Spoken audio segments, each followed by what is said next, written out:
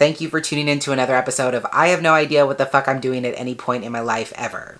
Should be a great installment today. Bibliophiles of the internet, today I'm here to help announce the upcoming round of the Queer Lit Readathon, and I can do that because yours truly is going to be officially reprising their role as the guest host for this round. That's right, baby, I'm back. Super excited to be back for the 10th round of the Queer Lit Readathon. For anyone who doesn't know, the Queer Lit Readathon is a week-long event where everyone reads queer books. There are 2 full rounds that happen every year in June and December, and there's usually 2 mini rounds in between called Queer Weekends. This is a full-length round, and those always start on the first full week of the month. So this round is going to start on December 4th and go until December 10th. Obviously, I have to mention that this wonderful event was created by my dear friends Kathy and Rogan, who put on every single round themselves and organize everything. So hats off to them for all that they do and for inviting me back, of course. Their channels and social media will be included down below, and you should definitely follow us at queer_lit on Instagram and Twitter as well for a bunch of forthcoming recommendations and also any updates or reading sprints, that kind of stuff. So these announcement videos are really just short and sweet to let y'all know about the dates and logistic stuff, and also to go over the bingo board challenges that we co-hosts have been meticulously planning between all of us. By which I mean we were like brain dumping into a Google Doc until we said, yeah,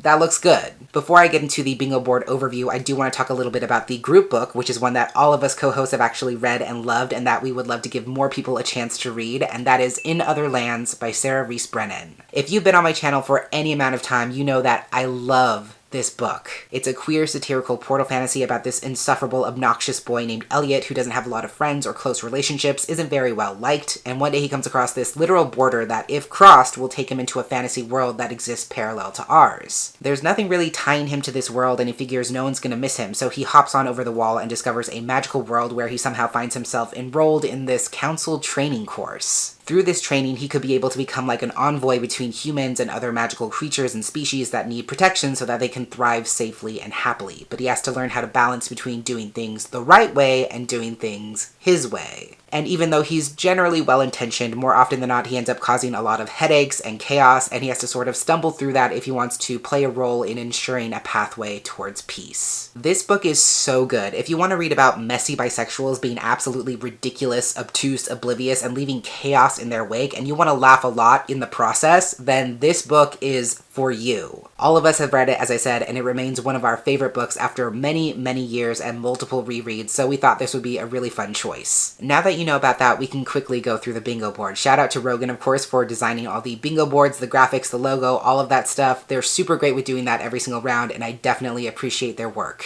So here's a general overview for the bingo board this round. We're going to break it down square by square, but most of these prompts are fairly straightforward. The only stipulation is that, obviously, to fulfill these challenges, you have to read books that center queer characters and/or queer topics. But you can also read any kind of book to fill these prompts. Any genre, any format, any age range, any demographic. As long as it's queer and it fits the prompt, then you're good. And also you can approach making a bingo in whatever way works for you. You can go the traditional route of trying to get 4 in a row, you can go for a blackout, you can do the corners, you can check off all the squares that are the same color, or you can just use the challenges as a general guideline and not try to make bingo at all. It's really your choice. So first up we have Trans Femme, which again is pretty self-explanatory, but for this you can read any kind of book that centers a character or characters on the trans feminine spectrum. We're not going to police that definition, of course. You can look it up if you're not sure what it means. I actually came up with this prompt because what I often see is that even though trans stories in general are still just a small drop in the vast ocean that is the publishing landscape, when we do see trans stories breaking through those barriers, they're often trans-masc. Trans women and trans femmes are some of the most vulnerable people in our community, and we should also be making space for their stories. Then we have Group Read, which is In Other Lands by Sarah Rees Brennan, as I said. Next is a complimentary challenge, which is satire/comedy. For this you can read any lighthearted queer book that's a rom-com, a straight-up comedy, a parody, or a satire of some kind. Or you can just read the group book and automatically knock out 2 bingo squares at once. Then we have the infamous Choose Your Own category. This is basically like a free space. You can choose any queer book you want, make a category out of it, and apply it to this space. Then we have Spooky Queers. I also came up with this one. Very shocking, I know. I just feel like there's so many great queer stories in the horror, supernatural, paranormal space, and we often limit ourselves to only reading them towards the end of October or in the fall, and we should be able to read them whenever we want. Moving along, we have another bingo board veteran, Beyond LGBT. This is literally in regard regards to the labels referenced in LGBT, lesbian, gay, bisexual, and trans. We have such a beautiful and diverse community full of so many different labels and experiences, and we should celebrate some of those lesser elevated labels and identities. So if you want to read a story about characters who are demisexual, panromantic, agender, two-spirit, gender flux, omnigender, poly, intersex, and any other number of things, then this is the space for that. Next up, we have Indie Pubbed. Again, this is exactly what it sounds like. Read any queer book that is independently published, whether it's self-published by the author or is published through an independent press. Then we have 5-star prediction. Again, pretty easy. Assign this space to any book that you think is going to be a new all-time favorite if you don't do star ratings, or a book that you strongly feel like you are going to rate 5 stars. Then we have Queer Joy. This one's pretty open-ended. It could be a story that brings you joy as a queer person, or a queer story that's on the happier side, or a story that centers and celebrates its queer characters experiencing joy in some way. Our next challenge is not a novel. So for this, you can read anything that is not a novel. It could be a poetry collection, an essay or short story collection, an anthology, a zine, a graphic novel, a comic, a webcomic, a manga, a manhwa. As long as it's not a novel, it counts. Next is Catch Up. This is basically a challenge where you choose a queer book that's going to help you catch up on your personal reading goals or TBR or any outstanding reading challenges. If there's an arc you've been meaning to read, a book that you put on a past TBR that you didn't get to, something you want to read before the end of the year, this is the perfect challenge for all of those kinds of things. Then we have another bingo board veteran, Intersectional. As you might guess, this challenge is about reading a queer book where the characters have one or more marginalized identities that intersect with and influence their experience of queerness. We also have Genre Mashup, which is new to the bingo board. This is basically for any queer story that mashes together 2 or more genres, especially genres you wouldn't expect. So some examples are like science fantasy, horror comedy, thriller romance. Any story that pushes those genre boundaries is welcome for this space. Penultimately, we have Time Travel, which is intentionally open-ended. This could be a queer story that literally involves time travel of some kind, or it can be any queer story that transports you as the reader to a different time, whether it's in the future or in the past. And lastly, we have a personal favorite, Middle Grade. This is for any queer story that's written within the 8 to 12 age range, anything that qualifies as kid-lit or is generally written for a younger audience. There are so many incredible queer middle grade stories out there, and we should definitely show them some love, which is why we have this space. Hello, I'm editing this video 2 days later, and I just realized I accidentally left out a prompt.